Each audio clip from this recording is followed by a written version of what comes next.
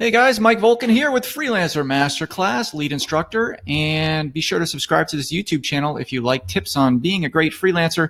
Today we're going to be talking about what does freelancing exactly mean and how to kick ass doing it. So let's dive into it. This is going to be a quick video. For more details on how to be a great freelancer, of course, you know where to go, freelancermasterclass.com.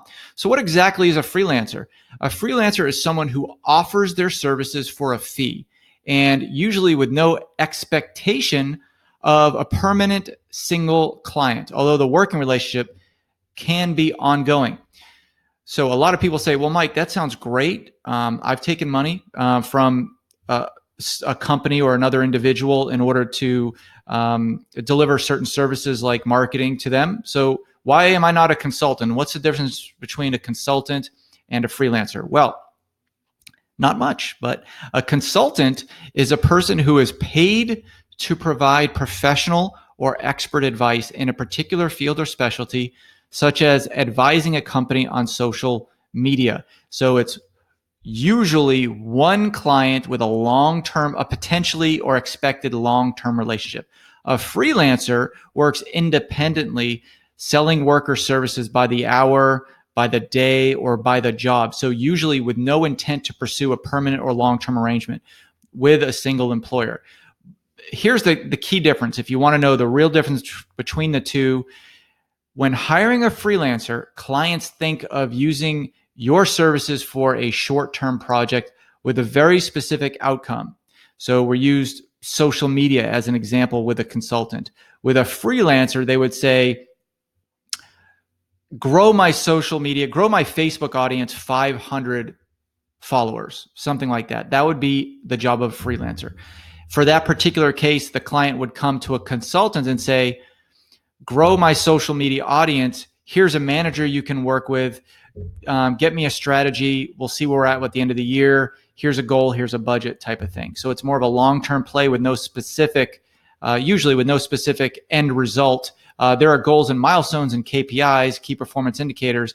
But as a freelancer, usually it's very job specific. Like a client has something very specific they want to do, like grow an audience, a certain number, when sticking to that social media example. So if you want to know how to become a great freelancer, boy, I could talk for literally a week about this, but let's boil down from a very high level overview. Number one, treat your business like a business.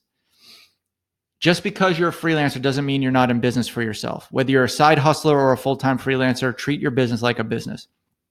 Number two, determine your expertise. What exactly do you want to offer to clients? You can't just say, I'm an SEO expert. What type of SEO, search engine optimization expert, are you? Are you an on-page expert? Are you an off-page expert? If you're an off-page expert, what industry do you like to work with? What kind of links do you like to build? What specifically do you do to build off-page SEO links? Like, you can really niche down into what kind of expertise you have. You can't just say, I'm a marketing freelancer. Okay, great. That you could do. You can't be an expert in 15,000 different types of marketing tactics. You've got to pick a few and go after it to make some real money. Invest in your education. This is important. I didn't say buy an education. I said invest in an education, because with the right education, it will make you money tenfold. Hence the reason why I started Freelancer Masterclass. It's only a few dollars, and that money will return 10, 20-fold to you if you apply all the tactics that I show you in the masterclass and the 8 other instructors we have at the masterclass. Systematize everything as a freelancer. So ask yourself, how do you build clients? How will you follow up with them? Because the best clients that you like to work with will give you lots of referrals. So how do you follow up with them? What does your onboarding process look like? Does it take you 4 hours to in-process a client and start to work with them? Takes me about 15 minutes or less. Okay, you got to get yourself an onboarding process. And then you have to determine what your work hours and days are. Yeah, you're a freelancer. You don't punch in at 8 and punch out at 5. That's really hard for freelancers, especially ones who come from corporate world, to understand. You might work from 6 a.m. to 2 p.m., then go play a tennis match like me from 2 to 4 in the afternoon, then come back for a couple hours and work. Or you might work on Saturdays and not on Tuesdays, whatever the case. You are a freelancer. You get the freedom to choose when you want to work. It's right in the name of freelancer, freedom.